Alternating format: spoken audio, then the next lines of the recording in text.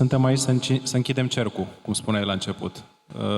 Cred că suntem într-un moment foarte bun în România din punct de vedere al consolidării producției de energie electrică și al transportului de energie electrică. Avem foarte multe investiții în curs, cu fonduri europene, cu fonduri naționale, cu fonduri private.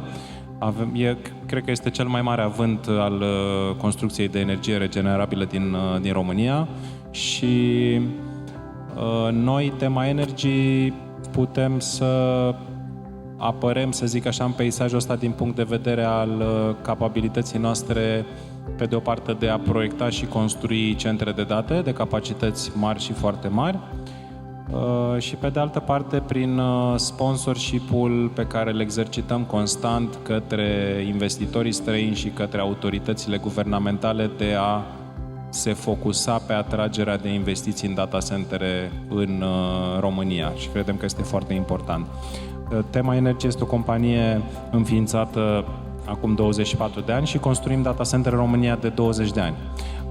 Ca o paralelă, acum 20 de ani construiam primul data center cu o capacitate, deci o putere real consumată de aproximativ 400 de kW și era un data center mare la vremea aceea, era în primele 4-5 data centere din România ca și capacitate. Dar în anii respectiv nu discutam din punct de vedere capacitate totală și Sorin de la NX Data cred că și amintește, ci discutam din punct de vedere al numărului de rackuri. Câte rackuri sunt într-un data center? Unde un rack găzduia 1-2 kW, poate și mai puțin.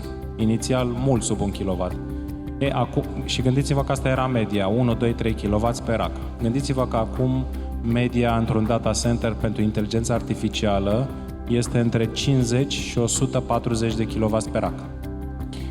Și avem deja data centre în dezvoltare și pentru guvernamental și pentru privat, cu un exemplu pe care pot să-l dau, Cluster Power, care găzduiesc între 20 și 60 de kW pe rack în România deja.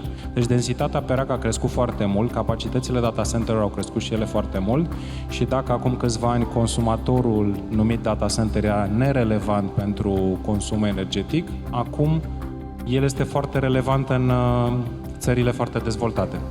În Statele Unite, de exemplu, ele consumă deja 3-4% din total producție al țării și se așteaptă o dublare, triplare a acestei ponderi. În Irlanda, unde avem cea mai mare densitate din sistemul energetic național, ele consumă deja aproape 30% din sistemul energetic național. Un data center pentru cloud și inteligență artificială de dimensiuni medii mari are în prezent între 50 și 100 de megawatts.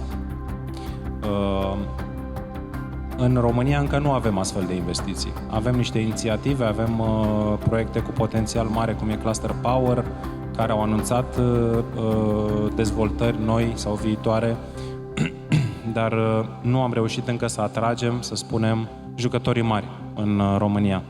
Dar ce se întâmplă în internațional ne dă speranțe că lucrurile vor ajunge și aici. În momentul ăsta suntem o piață de graniță, de frontieră, probabil cu dezavantajele de rigoare, cu războiul din Ucraina, cu un preț mare al energiei, cu o rețea electrică neconsolidată, cu o autorizare foarte lentă a proiectelor și, cum spuneam, cu lipsă de leadership și de focus din partea autorităților guvernamentale în a atrage mari investitori. Cred însă că este și foarte mult potențial, că este un moment foarte bun, pentru că, după cum știți, industria a scăzut în România cu 20-30% în ultimii ani, din punct de vedere capacitate și consum net de electricitate. Trebuie să înlocuim acest lucru cu ceva.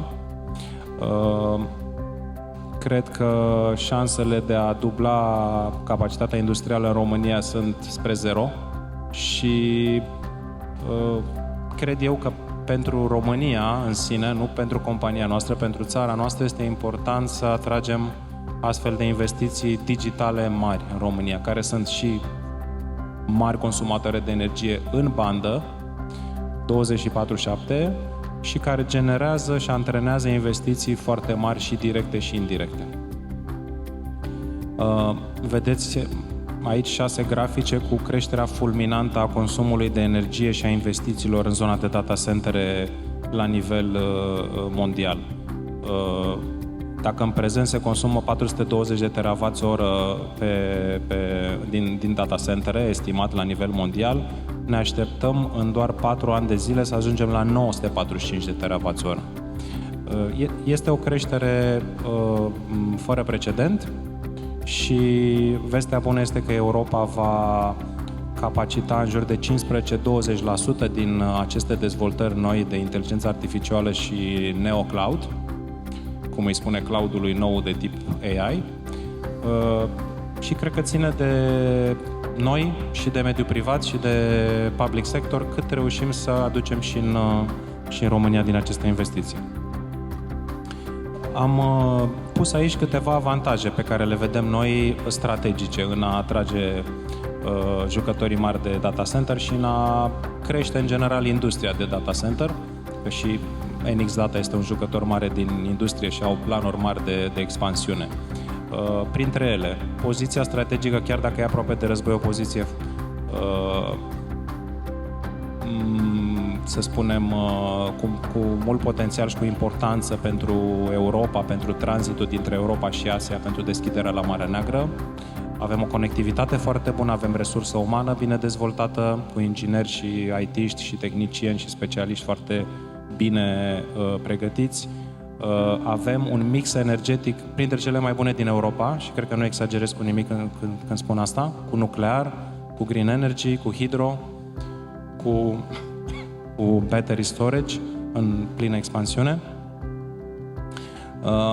Avem însă și o polarizare a zonelor. După cum vedeți, cele 63-65 de data centere relevante din România sunt toate în sau imediat lângă cele mai mari orașe. Vestea bună este că data centrele AI nu mai trebuie să fie în oraș. Dimpotrivă, sunt foarte mari, e bine să fie în câmp sau în zone deschise, departe de orașele mari, și cred că e o veste bună, foarte bună pentru energia regenerabilă. De ce spun asta? Pentru că, să spunem, una din șansele României ar fi crearea de hub-uri de tip producție și consum. Dacă avem site-uri precum Ogrezene a lui Enery sau dezvoltările lui Monson din Dobrogea, în care ei produc 50, 100, 500 de megawatts de energie verde, pun și battery storage acolo, au stațiile electrice capabile să genereze și să transmită energia, este cel mai bine ca data center-ul să fie în imediată proximitate, să beneficieze deja de rețeaua electrică deja construită, să se consume energia cât mai aproape de locul producției pentru pierderi mai mici de energie și să se semneze un PPA pe 10, 15, 20 de ani, care cred că este cel mai mare beneficiu și pentru dezvoltatorii de parcuri de energie. Sunt câteva direcții pe care le vedem noi pentru facilitarea și angrenarea unor investiții mult mai mari în industrie, dar în esență ele se reduc la 2-3 lucruri cheie. Unul este implicarea leadership-ului guvernamental în acest subiect. Vedem asta în țările care au devenit din țări de frontieră în țări emergente. Italia, Grecia, Polonia. Acum 4-5 ani nu erau investiții mari de data centere nici în aceste țări. Sau erau foarte puține. În Italia s-a creat o agenție direct în subordinea guvernului responsabilă cu atragerea acestor investiții. Au creat o hartă de oportunități, de puteri disponibile, au creat legislație de fast permitting, au o relație directă cu investitorii, îi duc direct pe site la rată, poți să construiești aici, aici, aici, le pun la dispoziție tot ce au nevoie, le oferă și anumite facilități. Sunt lucruri cheie în ziua de astăzi pentru astfel de investiții. Este iarăși de notorietate că prim-ministrul Greciei, Mitsotakis, s-a implicat personal pentru atragerea primelor investiții ale hyperscalerilor în Atena. Deci, sunt lucruri care, vrem nu vrem, contează și generează sau nu new business.